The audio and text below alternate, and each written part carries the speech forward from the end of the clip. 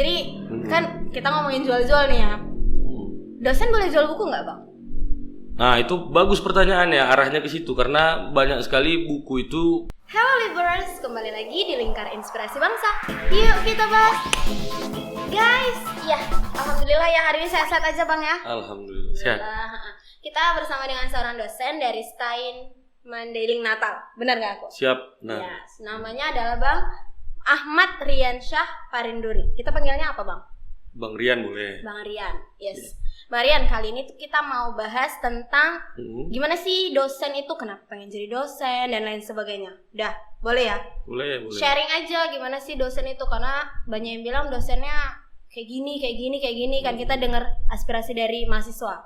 Beberapa podcast sebelumnya kita undang mahasiswa tuh, apalagi keluhannya itu selama banyak ceritain dosen gitu. Iya, banyak ceritain dosen. Ini Tapi bukan apa. Iya, ini untuk klarifikasi untuk mewakili para dosen, mau klarifikasi nih ya. Iya, Gitu. mewakili dosen-dosen seluruh Indonesia. Iya. Jadi emang dari dulu Bang pengen jadi dosen? Kalau ditanya dari kecil atau dari dulu pengen jadi dosen, sebenarnya tidak. Awal-awal ketika masuk sekolah dulu ditanya sama guru yang ngetes mau jadi apa, saya jawabnya jadi polisi. Oh, Nah, iya itu betul teman langkah kita. awalnya. Pengen jadi polisi, dan sering berjalan waktu sambil masuk sekolah ternyata pengennya berubah. Pengennya jadi pemain sepak bola. Oh. Jadi ada saja yang membuat itu berubah, karena kita lihat pun juga apa yang menjadi trending sekarang itu yang dituju anak-anak untuk cita-citanya. Jadi cita-cita, ya. Kayak ada yang mau jadi YouTubers nih kan, Iya, baru-baru. sekarang kayak gitu. Mau jadi artis TikTok mungkin. Nah, ini yang jadi hal menarik. Sebetulnya itu mesti disampaikan kepada generasi muda bahwasannya apa hal baru itu harus explore kepada anak-anak muda supaya diminati gitu. Tapi kan gimana? Lanjut Bang, lanjut. Ku potong pula. Nggak apa-apa, nyantai aja, kita asik aja. Sehingga ketika muncul banyak ustadz di YouTube, mungkin dia pengennya jadi ustadz. Jadi pengaruh untuk trending itu dilihat dari apa yang tren saat ini begitu. Jadi awalnya bukan mau jadi dosen, tapi ingin jadi polisi. Kemudian tadi kan ikut sekolah bola, saya latihan bola bersama beberapa senior pemain PSMS Medan pada masa itu. Masuk ada Andika Yudhistira Lubis, di situ ada Saktiawan Sinaga. Kita masih junior mereka sudah tampil di klub, tapi satu sekolah bola gitu. Sambil kecil juga, masih kecil itu sering dibawa kakek saya. Kalau saya dalam orang Mandailing manggilnya Ompung. Ompung tuh sering bawa ke kelas untuk nemani beliau ngajar gitu. Ompung guru nih. Iya. Ternyata itu saya pikir itu yang membuat alam bawah sadar saya terbentuk, ya kan? Sehingga hari ini jadi dosen. Karena orang yang membentuk alam bawah sadar itu hadir dari masa kecilnya. Itu tadi ketika orang itu lihat TikTok aja, lihat YouTube, terbentuk itu sampai besar, mungkin nanti arahnya ke situ. Tapi belum tentu orang itu besar nanti masih ada TikTok. Iya benar, Bukan? iya. Tapi arahnya mungkin berani tampil di kamera, public speaking, atau mungkin yang asik joget dia nanti. Jadi hati-hati, kita harus jaga itu. Jangan udah besar nanti. Jadi itu tadi Itu mungkin dia. dan lain sebagainya. Ya, itu yang menjadi dasar mungkin kenapa jadi dosen hari ini. Mungkin kalau jadi polisi kemarin kayak mana ya Bang? Ya mungkin kalau jadi polisi gitu. Kalau ditanya gimana, belum bisa ngebayangin karena belum jadi polisi. Karena nggak jadi ya. Karena nggak jadi polisi. Kayaknya nggak gitu. bisa lagi jadi polisi Bang, karena udah PNS ya. Iya udah. Oke, itu Jadi nanti. kok- Jadi kan tadi inspirasinya itu dari Ompung. Iya, kakek, Ompung, kakek, atau ya. Itu guru. Emang apa bedanya Bang? Dosen sama guru? Oh, kalau ditanya dosen sama guru, saya pikir itu sama saja, sama-sama Pendidik pengajar, ya? pendidik. Yang jelas tujuannya sama untuk mencerdaskan kehidupan bangsa gitu. Jadi ya sah-sah saja ketika seorang pengennya jadi guru atau pengennya jadi dosen. Kalau saya ditanya hari ini, karena bukan jadi pengen cita-cita dari kecil, ini ngalir saja tapi tetap terus belajar gitu kan. Selain tadi alam bawah sadar terbentuk ketika mengajar, mungkin saya jadi guru, saya akan sampaikan bahwasannya ketika saya jadi guru itu terinspirasi dari Ompung juga, bawa saya ke kelas. Saudari bayangkan ketika duduk di depan mahasiswa yang masih kecil, didudukkan di kursinya gitu kan. Ini kan mungkin terekam keingatan. Jadi si kecil udah sok-sokan jadi guru itu kemarin berarti ya. Iya, gaya-gaya sok-sok dosen gitu dan lain sebagainya. Nah, itu dasarnya itu. Tapi kalau mau jadi dosen, jadi guru, itu pilihan masing-masing, terserah saja mana enaknya gitu kan. Tapi kan memang harus ada standar pendidikan ya Bang ya. Kalau dosen kan ya harus minimal sekarang S2. Kalau dulu masih boleh S1. Ya betul. Kalau guru kan ya S1 udah sudah bisa. Masih bisa. Mungkin nanti ke depan guru mesti S2 gitu. Iya. Itulah perkembangan ya kan Bang ya. Standar pendidikan Indonesia juga.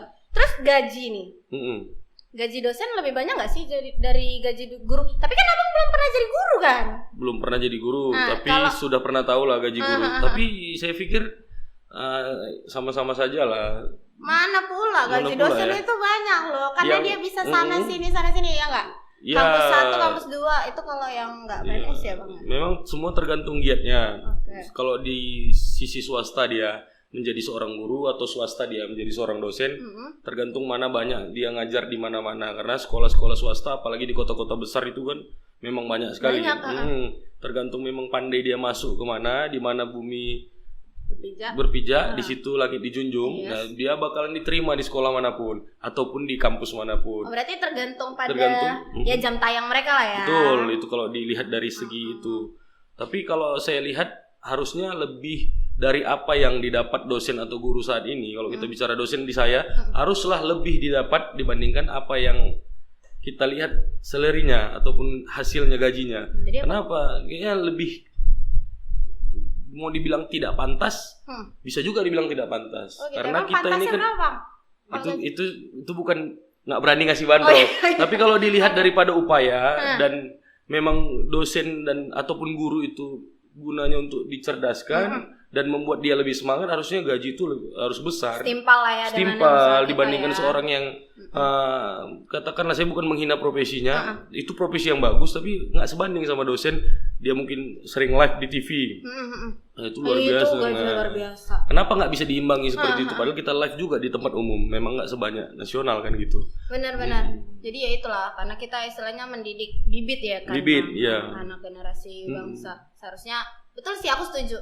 Bukan karena seprofesi kita ya Bang, aku juga guru gitu. Guru kan. Ya. Cuma ya emang seperti itu, tapi katanya belakangan ini banyak bantuan-bantuan untuk pendidik, guru segala macam. Ya mudah-mudahan berkelanjutan. Ya terima kasih kepada yang mencanangkan. Bantuannya belum kerasa gitu. Oh, ada bantuan pulsa gitu ya. Ini selama pandemi ya. Selama pandemi, tapi kalau yang lain kita belum merasakan. Tapi kalau di sayanya PNS itu katanya dengar-dengar 25% gaji PNS, baik itu yang struktural maupun yang kami fungsional, guru ataupun dosen, katanya mau dipangkas 25%. Nah, dipangkas ya? Dipangkas 25%. Itu hoax atau tidak hoax, kita siap-siap nanti 2021. Tapi kalau saya pribadi, saya siap-siap saja. Jadi kita memang yang guru dan dosen mentalnya harus diubah lah dibandingkan mental-mental lama itu mengharap gaji saja. Banyak sekali jalan yang bisa kita tempuh selain mengharap gaji. Di sisi entrepreneurship, wirausaha itu perlu difikirkan ke sana. Jangan takut lah, ya kan? Rezeki ada aja karena betul ya? Betul lah. Rezeki kan gak hanya dari gaji itu ya. Betul. Ya apa Bang? Contohnya? Ya dari jualan kita. Oh boleh jualan? Boleh. Jadi abang dosen jualan gak? Ada jualannya juga. Jualan dari, apa Bang? Mungkin jadi penyanyi. Kalau jualan apa yang bisa dijual kita jual gitu ya, asal jangan jual yang dalam tanda kutip tidak baik. Jual yang positif saja gitu. Jadi kan kita ngomongin jual-jual nih ya. Dosen boleh jual buku nggak Bang? Nah itu bagus pertanyaannya, arahnya ke situ karena banyak sekali buku itu kalau diktat dulu ada juga jual, sekarang sudah beralih ke buku lebih dikemas dengan cantik dan bagus. Saya pikir sah-sah saja, ya kan? Apa maksud dari jualan itu? Mungkin memang kajian 1 semester itu dengan dosen bersangkutan ya buku itu. Dulu juga gitu orang tua kita yang kuliah beli diktat itu, ada saja diktat gitu. Saya juga punya paman yang saya sudah ngerti waktu TK, beliau kuliah ada saja diktat yang dibeli gitu. Jadi memang ini penting ya, bahan bacaan bahan ya, bacaan. Ya saya bukan bukan mau untuk mensupport dosen yang jual buku dan juga tidak mendukung mahasiswa yang komplain dengan ini. Tapi ini perlu diketahui kawan-kawan mahasiswa, sebelum Anda mahasiswa saya juga pernah jadi mahasiswa dan saya juga pernah punya buku beli dengan dosennya. Iya. Memang pernah ada satu dosen Profesor Hasan Asy'ari, Kebetulan beliau ini masuk dulu di Pasca sebagai dosen pembuka gitu. Memang nggak masuk kelas, tapi pembuka kami dimasukin dosen-dosen yang menjabat sebagai pimpinan. Memang menarik sekali kata beliau. Ini kebetulan Prof. Hasan Asyari ini istrinya guru sanawiyah saya, Ibu Puji. Jadi ketika mendengarkan suami guru saya berbicara, menarik di mana dia sampaikan kepada kami mahasiswa pasca sarjana, ya. Kalau kita S1, buku itu usahakan tingginya apabila disusun itu sepinggang. Nah, itu S1. Kalau kita S2, kalau disusun tinggi kita sama tinggi buku itu, usahakan bukunya lebih tinggi daripada tinggi badan kita. Waduh, ini bahas tinggi badan. Yaitu apabila S3, dia udah tidak lagi memikirkan ukuran dia dengan bukunya, tapi dia sudah memikirkan taman buku yang ada di rumahnya. Apa arti itu semua? Ternyata dari buku ini banyak sekali jendela-jendela ilmu di dalamnya. Itu terus terang saja. Oke, sekarang kita bilang dari PDF kita juga bisa baca, gitu kan? Ya boro-boro banyak yang nggak sempat download PDF pun nggak sempat. Iya. Nah, penuh katanya memori, alasan kuota terbatas, dan alasan menolak untuk beli buku tidak sebanding dengan alasan semangat mahasiswa ataupun kawan-kawan mahasiswa. Saya pernah jadi mahasiswa. Alasan mereka untuk nonton bioskop. Nah, tapi bioskop ditutup nih Bang. Iya, ini lagi ya betul gini. Lagi kayak gini. Yang dulu juga tetap ada jual buku kan? Iya. Yang bioskopnya 35.000 paling murah. Yang mau pakai apa namanya? 3D tambah lagi 50.000 atau 100.000 itu sanggup. Tapi untuk beli buku yang cuma 20 sampai mungkin ada yang jual sampai 100.000 itu nggak sanggup. Dikomplain malah. Tapi ya cobalah kita ya belajar untuk menyisihkan kenyamanan dalam hidup. Susah-susah dulu lah untuk kuliah ini, nanti manisnya didapat setelah itu. Dengar mahasiswa, jangan komplain ya. Dijadiin ya udah itu bahan bacaan literasi dia gitu kan. Tapi kan nggak apa-apa, kalau mahal kali komplain aja nggak apa-apa. Iya, itu boleh lah. Dan di pasar boleh nawar gitu ya. Pak, kok bisa segini harganya? Itu sekali-sekali boleh dibuat. Oh gitu, iya, boleh. Kalau disepakati tawarannya nggak apa-apa kan? Nggak apa-apa, nggak ada masalah. Ini kan semua hasil kesepakatan. Iya, betul. Jadi dosen yang baik menurut Abang kayak mana? Dosen yang baik adalah dosen yang bertanggung jawab melaksanakan kewajibannya sebagai seorang dosen di setiap janjinya terhadap mata kuliah itu, dan menuntaskan itu semua gitu kan. Jadi sehingga begini, tidak ada yang terlewatkan dari hak-haknya mahasiswa untuk mendapatkan ilmu gitu. Itu yang paling penting. Berarti tanggung jawabnya adalah mengajar, mendidik, berkarakter mahasiswanya. Lebih dari itu banyak sekali sebetulnya. Jadi kalau mahasiswa itu pernah bilang kayak gini, dosennya datang ngasih bahan, udah nggak ngajar sama sekali, kami disuruh presentasi aja. Itu gimana tanggapannya? Iya, fenomena itu yang betul, saya setuju ada seperti itu. Apa kayak gitu? Saya jauh, nauzubillah min dzalik, jangan seperti itu. Nanti mahasiswa hujat aja Bang. Sebelum corona itu banyak yang seperti itu, ketika membagi mata kuliah, membagi bab-babnya itu ada lihat seperti itu. Ya mungkin yang merasa tersinggung ketika nonton YouTube ini, mohon maaf, jangan gitu lagi ya kan. Tapi memang ada seperti itu. Lalu ini tantangan baru. Kita belajar daring, dari laptop, dari gadget, dan bisa online. Kalau memang bawaannya seperti itu, di online pun juga seperti itu. Ke bawah. Ya memang macam-macam lah, tapi ini memang perlu pembenahan di segala lini. Jadi menurut Abang itu bukan tipe dosen yang baik? Itu nggak baik. Ya seperti ya kasih bahan udah, itu kan nggak baik. Maunya ada pemahaman di dalamnya. Kita kasih perlu pesan dong buat dosen-dosen Bapak. Saya kan rekan-rekan. Saya mencoba untuk gini. Saya mencoba untuk ada quote dari Dr. Azhari Akmal Tarigan. Mungkin ini juga quote banyak tokoh-tokoh lain. Beliau bilang, jangan jadi orang yang merasa pandai, tapi pandailah merasa. Ini nggak ingin mengajari kawan-kawan semua. Ya kita sama-sama pandai merasa bahwasannya ini wajibnya yang mana untuk mendidik, tidak hanya memberikan tugas lepas beban kerja, tapi itu dosen adalah passion kita. Bagaimana cara kita mengembangkan, contoh nih, kita mengajar tauhid, keesahan Tuhan. Bagaimana caranya seorang dosen sampaikan bahwasannya dari ujung rambut sampai ujung kaki kita itu seluruhnya adalah milik Tuhan. Bagaimana itu benar-benar paham dulu.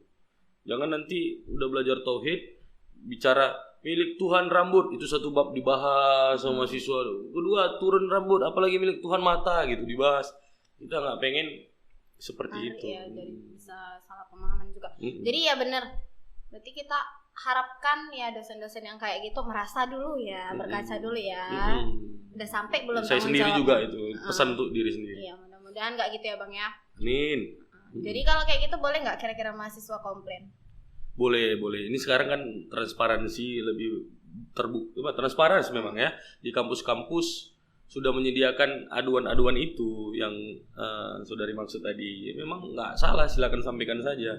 Jika memang itu perlu ditegur ataupun diperbaiki, ya sebelum ada kata teguran dibina lah kan gitu kan. Nggak salah juga untuk saling mengingatkan kita sesama ya pengajar mungkin pimpinannya. Bagus, setuju.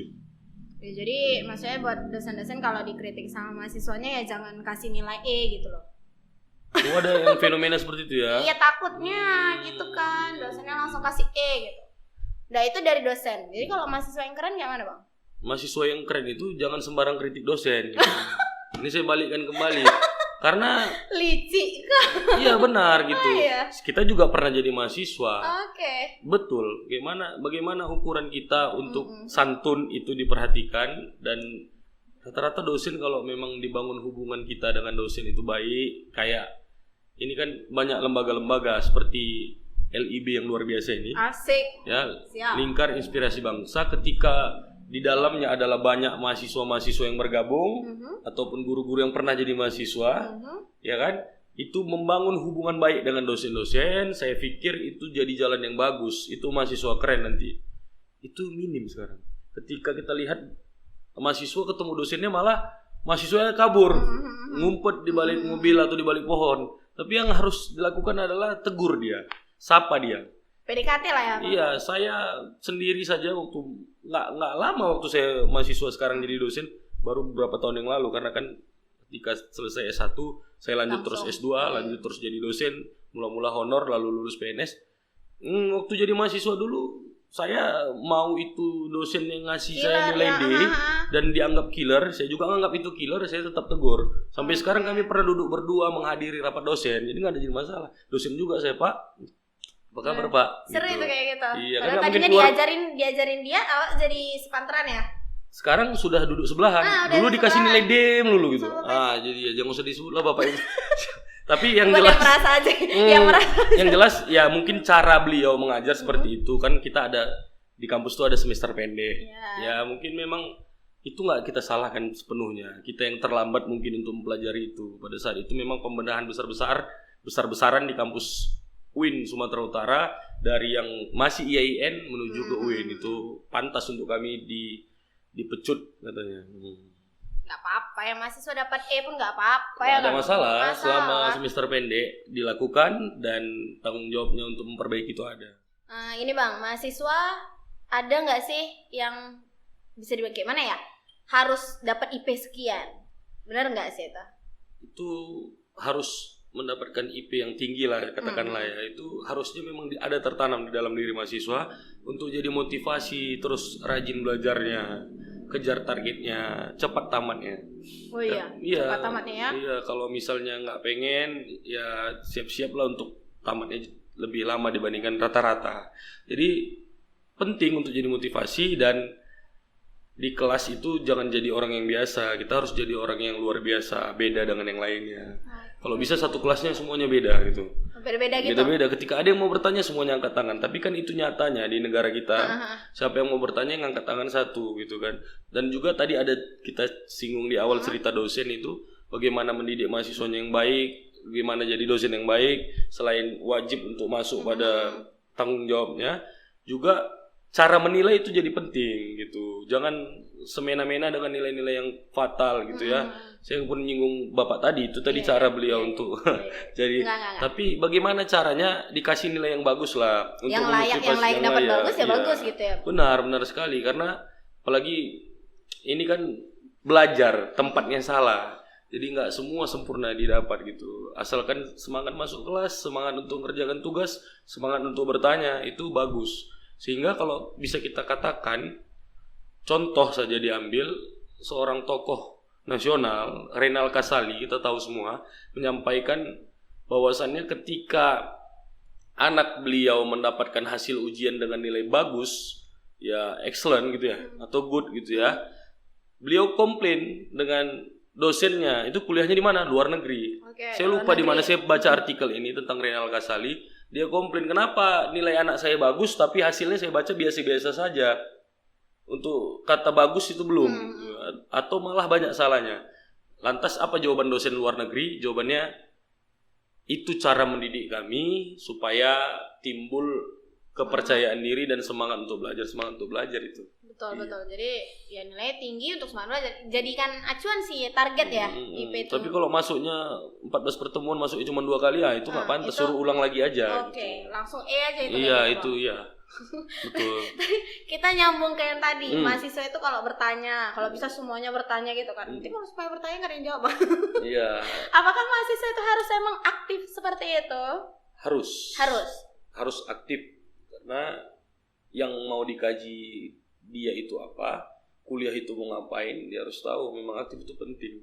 Berarti kalau kita bilang student center, jadi kayak berpusat pada mahasiswanya sendiri, apakah boleh dosennya yang kayak tadi, yang ngajarnya suka-suka aja? Apakah itu bisa dijadikan alasan, Bang? Kalau di metode yang dibuat seperti itu, senternya ke mahasiswa tersebut, ya itu diubahlah. Itu tadi saya anjurkan, jangan lagi seperti itu penuh. Ketika memang bagi tugas makalah, ya separuh waktunya itu ada dosen untuk menjelaskan hal itu. Jadi jangan metode itu jangan dimulai lagi, dibuat lagi. Bahkan perlu klarifikasi tetap ya dari dosen ya. Iya. Karena kan mahasiswa tempatnya tadi belajar dan tempatnya salah. Iya. Bisa aja sih dia dalam presentasi ya salah gitu kan, nggak pas. Kalaupun nggak salah ya nggak pas. Setuju. Disitulah dosen yang harus minimal dosen itu mampu untuk ngajak semuanya diskusi. Jangan pula masuk kelas nanti dikasih pergi keluar kelas udah siap masuk lagi. Jangan sampai. Nggak boleh, mudah-mudahan aku juga jadi guru jangan kayak gitu ya. Iya. Amin. Terus gini Bang, ini sekarang udah PNS kan? Ya, betul. Ditempatkan di Madinah, Maniling Natal ya? Benar. Udah kondisi status sekarang udah menikah? Sudah. Alhamdulillah. Istri gimana? Dibawa ke sana? Ya, istri ikut ke sana. Berarti nggak LDR dong ya? Enggak. Jadi saya sudah komitmen di awal sebelum menikah kita.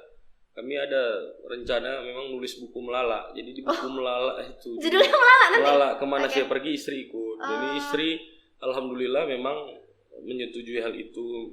Ya saya pikir proses lah bagaimana ketika kita mau menjadi suami yang bertanggung jawab dan menjadi istri yang patuh juga banyak memberikan inspirasi kepada saya.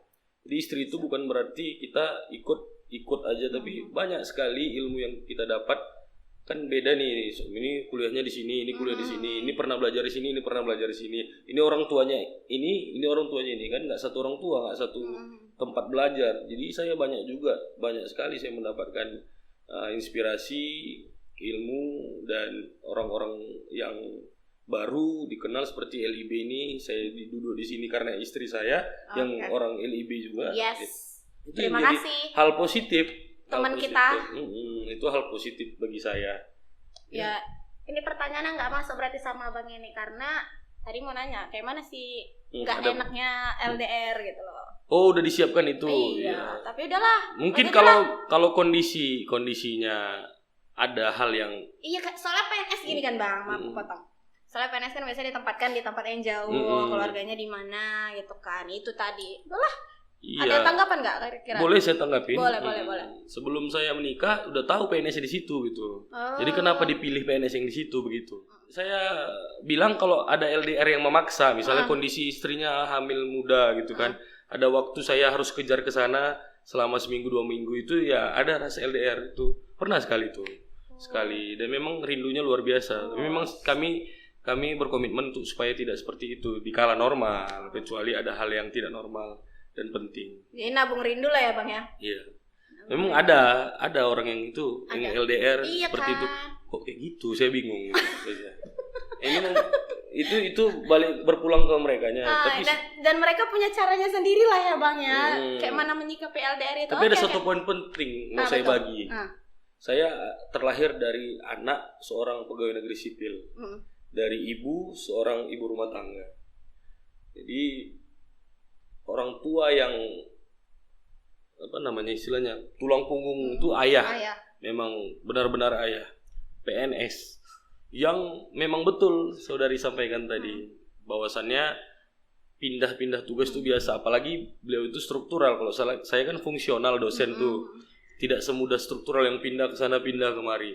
Jadi ayah sendiri saya alami bahwasannya pernah di Langkat, Sibolga, pernah Medan juga, kemudian pernah terakhir di Kisaran. Memang nggak sejauh saya sampai Mandeling Natal yang 1 harian. Tapi memang ada waktu berjam-jam untuk jauh. Iya, tetap aja. Bilangnya kayak pulang kampung. Kami gitu LDR kan. sama ayah kami. Itu yang saya rasakan. Bagaimana caranya membangun rumah tangga kita ini kan laki-laki yang memimpin. Tidak ingin saya merasakan hal itu lagi. Jadi itu ya balik ke masing-masing. Jangan juga tersinggung dengan kalimat ini. Kalau nyaman dengan LDR silakan. Tapi kalau ada rasa di hati untuk kepengen dibenahi, ya urus aja surat pindahnya supaya tidak LDR lagi ya. Iya, jadi buat teman kita yang dari LIP tadi istrinya Bang Rian ya enjoy aja lah di mana-mana. Kemana-mana dibawa ya. Siap. Biar siap buku melala itu. Bang, kenapa sih orang banyak tertarik pengen jadi PNS? Iya, banyak. Apa enaknya Bang? Sekarang lah yang udah Bang rasakan ya. Iya, zona nyaman itu saya pikir. Oke. Zona nyaman itu menjadi alasan ketika seseorang mengejar PNS. Padahal sebenarnya banyak sekali yang harus disiapkan, baik itu mental maupun hati yang sabar. Karena ini kan PNS satu organisasi, bukan hanya PNS. Organisasi lain pasti ada pro, ada kontra, ada cocok, ada nggak cocok. Itu harus disiapkan dari awal. Ketika memang mentalnya itu belum ke situ, mungkin dia dulu mentalnya pedagang, mungkin dia dulu mentalnya asik sendiri aja, heboh-heboh sendiri, kayak kemana-mana bebas, asalkan ya? suka, tiada orang yang melarang gitu kan. Jadi Iya, kalau itu juga rupanya nanti kita tanyakan ini apa sih bukan yang lain. Kalau itu masih di hatinya itu belum bisa. Jadi memang harus mengikuti, patuh, ada pimpinan, ada siap abdi negara. Abdi negara. Jadi oke. Ya itu harus disiapkan. Tapi kalau ditanya kenapa, mungkin kenyamanan dan rasa zona aman. Kerjanya ada bulanan gaji. Jelas gitu ya. Jelas. Kalau mau hutang ada hutang kan gitu bisa. Oh. Jadi gitu-gitulah aneh-aneh. Iya. Jadi ada tujuan yang ke situ mungkin. Targetnya beda-beda ya. Targetnya di situ. Tapi yang penting apapun kerjaannya asalkan halal, silakan berjuang untuk keluarga. Ya, jadi kalau emang mau pensiunan nanti PNS jelas ya Bang ya? Itu juga jadi alasan. Iya, saya lupa sampaikan pensiunnya ada. Iya, ada itu. Jadi sekarang udah enak lah ya nih. Udah nyaman lah ini. Nyaman diukur dengan cara kita bersyukur. Kemudian banyak sekali cobaan ujian dari Tuhan Allah Subhanahu wa taala, itu harus dihadapi. Jadi insya Allah selama kita yakin bahwasanya ada Allah yang melindungi, menolong, santai aja, balik semua la haula wala quwata illa billah. Ini Bang, kan zaman nih pandemi ya. Susah nggak ngajar daring? Jadi dosen. Kalau ditanya pribadi, jurusan apa Bang? Ekonomi. Susah nggak ngajarnya? Nggak ngajar Bang? Nggak susah ngajarnya, tetap ngajar gitu. Ini jebakan ini guys. Jadi memang nggak susah, nyantai aja. Memang kita senang gitu, nge-zoom, senang ngajar, senang zoom. Dulu kita juga nggak hanya di kelas tapi ya? Sampaikan YouTube. Kita sudah apa main YouTube juga? Ada YouTube. Apa di Instagram ya, Rian Parinduri TV. Oh ya, nanti kita masukin di di kolom apa sih namanya, caption ya di bawah. Nanti tinggal klik. Boleh. Jangan lupa di subscribe. Tapi subscribe kita dulu. Ya, LIB subscribe, Rian Parinduri TV subscribe. Yes. Rian Parinduri Instagramnya di follow. Iya. Terus promosi ya. Ajang. Nggak apa. Tadi sampai mana Bang? Sampai bagaimana mengajar dari. Yes. Itu kesan baru sih. Seorang yang merasa mau belajar, jangan merasa pandai, tapi pandai merasa, akan melihat peluang baru di setiap tantangan baru.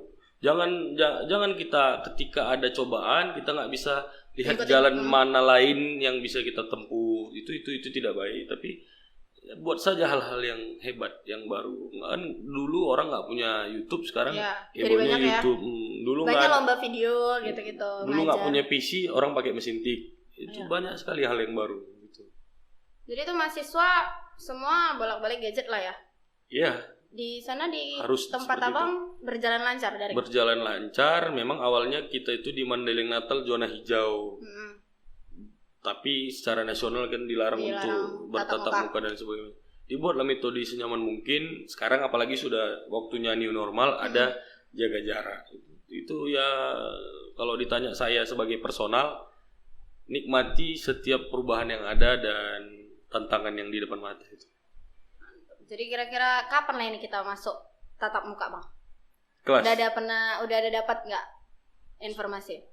Saya belum tahu itu, tapi dengar-dengar kayaknya kalau tidak salah ya Mas Menteri bilang Januari sudah dimulai. Amin. Mudah-mudahan ya. Kita tunggu. Tanpa kantin, tanpa ekskul dan lain sebagainya. Kasiannya ibu-ibu kantin. Nggak apa-apa. Ini kita balik ke mahasiswa tadi, Bang. Siap. Abang tamatan S1 dari UIN. UIN Sumatera Utara. S2?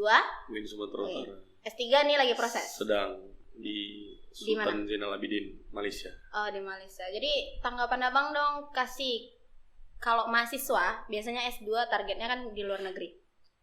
Kenapa? Apa? Emang kampus di Indonesia nggak bagus? Iya. Bukan, maksudnya saya mau nanggapi. Wah, langsung diambil kalimatnya. Oke. Bukan guys. Dimanapun kita kuliah sebetulnya sama saja. Yang mengukur kita itu lebih unggul dibandingkan orang lain, balik ke diri kita sendiri. Semana itu bahasa Indonesia. Seluas mana kita menuntut ilmunya, seluas mana kita membaca, seluas mana kita cari guru, itu yang menentukan potensi kita. Jadi nggak masalah ya kalau mau di sini boleh, di luar boleh. Itu hasrat inginnya saja itu. Terserah berpulang, yang penting mau belajar. Karena kan hakikatnya belajar itu wajib bagi orang laki-laki dan orang perempuan. Apalagi di dalam agama Islam itu wajibnya untuk muslim laki-laki dan muslimah. Jadi kalau prinsipnya boleh nggak tuntutlah ilmu sampai ke negeri Cina? Ya walaupun hadisnya itu dibilang tidak sahih, boleh saja. Boleh ya. Ya, kita berarti nggak harus ke Cina kan? Cina, Arab, ya kan, Bangladesh, Norwegia, terserah lah. Bebas ya. Terserah kita. Yang penting cari banyak guru. Beasiswa banyak Bang di luar negeri. Beasiswa banyak. Dari kita aja yang dari LPDP itu kan yang resmi kan? Banyak. Benar. Isilah kemampuannya supaya bisa mengikuti dan menang di beasiswa itu. Dimana ada kemauan ada jalan. Sekarang kalau diperhatikan ya Bang, di Medan sendiri lah banyak nih kampus-kampus PTS ya, perguruan tinggi swasta yang berdiri menjanjikan lah kerja, tamat langsung kerja. Terus bahkan ada juga yang cuma kalau kita lihat dari luarnya gitu kan, ini cuma di ruko-ruko gitu aja Bang, misalnya 3 ruko dijadiin satu kayak gitu. Kenapa sih? Emang semudah itukah buat perguruan tinggi negeri? Swasta, perguruan tinggi swasta? Udah sampai situ nggak Abang bacanya? Jadi iya kita baca juga itu dengan pandangan kita baca spanduknya juga kita baca. Iya kan, tamat langsung kerja. Iya, kayak gitu. Itu sah-sah saja. Emang itu cara bagaimana marketing tuh. Boleh dikatakan marketing. Ya memang itu marketingnya. Jadi swasta ini kan bersaing dengan swasta-swasta lainnya, ingin menunjukkan di mana kemampuan dan keunggulannya. Kalau itu menjadi janjinya berarti itulah suatu keunggulannya.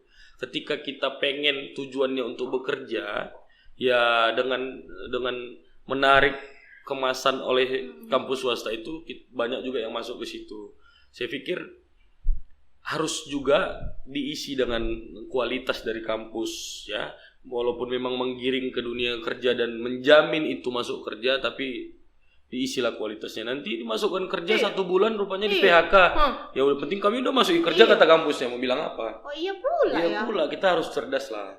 Bu guru pasti paham lah itu. Kok ke situ, Bang. Ini mahasiswa lagi nih. Boleh. Apa ya? Kemarin kan aksi ya. Ya, betul ya. Yang Demon kemarin tuh yang rame lah di mana-mana. Dukung nggak, Bang? Saya mendukung jika itu positif, ya kan? Yang kemarin positif itu kan? Jika ditanya dari persepsi, saya tidak bisa berpihak dalam satu hal, apalagi kita ini PNS. Saya nggak bisa berpihak pada satu hal. Tapi kalau saya sampaikan bahwasannya aksi itu terjadi dikarenakan mungkin tidak cocok dengan apa yang dirasakan mahasiswa ataupun buruh yang kemarin melakukan aksi. Itu sah-sah saja. Memang tempatnya itu untuk mendengarkan aspirasi rakyat adalah anggota DPR. Jadi anggota DPR itu harus dengar gitu. Harusnya, dan cara penyampaiannya ini kan diklaim banyak mahasiswa di dalamnya selain buruh. Ya diplomasi lah caranya. Jadi mungkin nanti berbeda, dikasih makan, udah datang ke depan kantor DPR, mahasiswa yang dikasih makan, apa mau ngomong apa silakan satu-satu, atau silakan 10 perwakilan kita masuk ke dalam. Nah ini tenang tuh, bisa tenang tuh. Saya pikir tenang, itu pecah kenapa? Ya mungkin di lapangan tahu itu pecah kenapa, mungkin ada penolakan dan lain sebagainya. Saya lihat satu sosok anggota DPR di Sumatera Utara, fraksi Partai Amanat Nasional, Muhammad Faisal, ketika ada aksi, beliau tuh muda, satu letting dengan saya sebaya-baya saya. Ketika itu ada aksi, dia turun ke depan, dia sampaikan dengan mikrofon, dia dengarkan aspirasi, dia dengarkan pendapat. Intinya dia tidak lari daripada kenyataan, nggak lari dari kenyataan. Itu kan kenyataan yang harus dihadapi seorang anggota dewan. Tapi dia hadir di situ. Saya rasa kalau ada orang-orang yang seperti Bang Faisal di bangku DPR, yang banyak yang seperti itu, saya pikir siapa yang dukung Bang Faisal dulu, barisnya di sana. Siapa yang dukung anggota dewan yang barisnya di sini, yuk kita ngomong ngariung ngumpul ke tengah, selesai urusan. Ini kabur ya kan, udah dicoblos dulu kabur dia lagi. Iya. Kan pala. Didengar ya cakap-cakap awak itu ya kan. Anak Medan pala awak.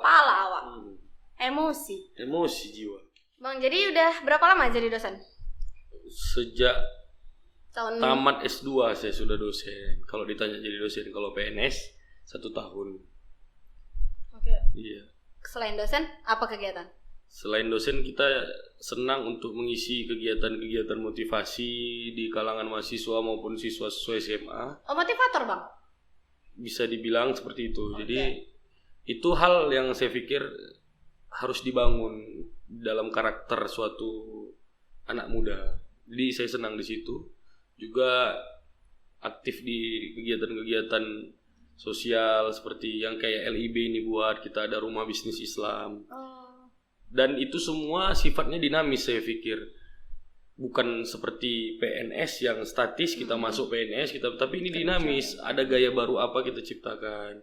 Kemudian kerjasama apa kita bangun. Tidak bisa kita bilang setiap yang A harus jadi A. Namanya ilmu sosial. Ilmu sosial itu 1 tambah 1 tidak tentu sama dengan 2. Bisa jadi 3. Bisa jadi juga 2. Ya banyak kegiatan-kegiatan yang dibuat. Itu rumah bisnis ngapain aja, Bang? Apa tadi? Rumah bisnis Islam. Jadi rumah bisnis Islam ini bergerak di bidang sosial untuk berwirausaha, dan kita buat kreativitas yang ada untuk dijual, maupun seorang yang sudah jadi pengusaha bisa nawarkan jualannya ke yang lain, kalau bisa dibilang reseller. Tapi kita terintegrasi, kita bangun diskusi seperti LIB, bangun diskusi dengan tim, kita bangun kajian-kajian. Kemarin itu di bulan Ramadan kita diskusi berhasil daring dengan Ustadz Yusuf Mansur di Instagram. Kemudian setelah itu dengan Ustadz Anwar Sani, satu tim Ustadz Yusuf Mansur di Darul Quran.